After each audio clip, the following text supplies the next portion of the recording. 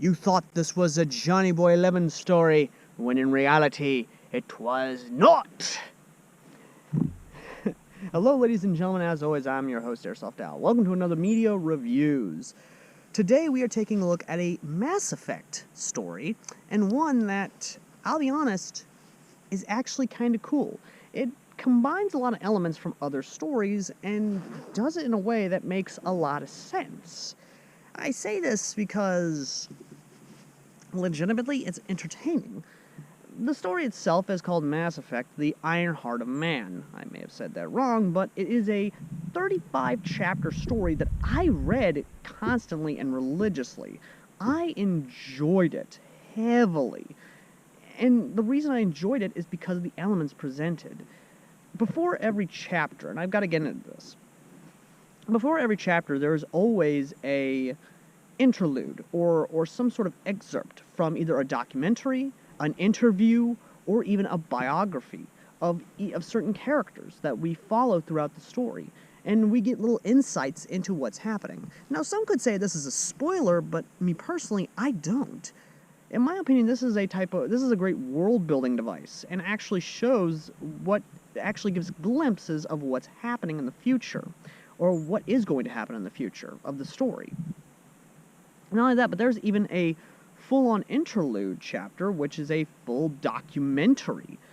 And that alone was really good, and I enjoyed it heavily.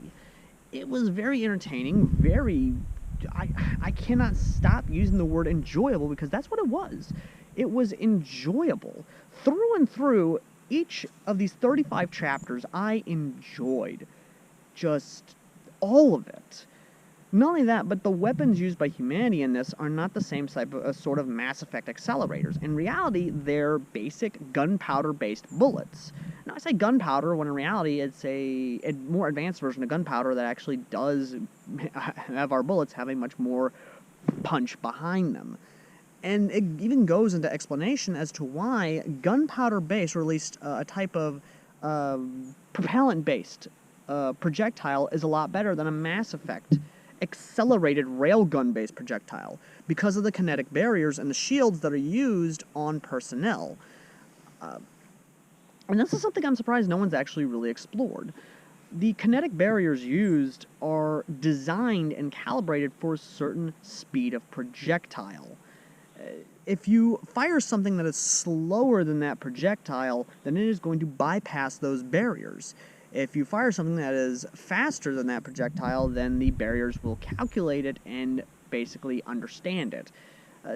Again, it's one of those weird things of being more primitive is more effective than being more advanced, and kind of gives credence to that Stargate clip that I love to watch every so often. You have demonstrated their weakness may be found through a less sophisticated approach. Now, the story itself revolves around overlapping conspiracy theories. Yes, ladies and gentlemen, go ahead, put on your tinfoil hats and claim the Illuminati controls the banks and the world, as well as the New World Government, or New World Order, or One World Government. This, ladies and gentlemen, is exactly the story for you. Because the Asari, the monogendered race, are evil. This is the point where most people, like 99% of people, would do this. Out of this house! Out of this house! Spirits be gone from this house. Okay, before I say evil, let me just go ahead and clarify. It's the 1%, the higher echelon, who are evil. They are the shadow government, the shadow organization that actually runs the galaxy. Via the economy, the media, or otherwise, these matriarchs are the ones who are secretly trying to control the galaxy through any means possible. They are that one world government. They are the Illuminati. They are the Freemasons. They are every single conspiracy theory ever made on the internet talking about a shadow government and the shadow wars. Again, this is something I enjoy because in a sci-fi setting, it makes a lot of sense.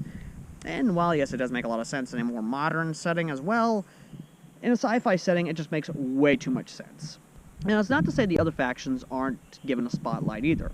In fact, the galaxy as a whole is given a massive spotlight. The technology on display is such levels that Starship Troopers the book would be proud.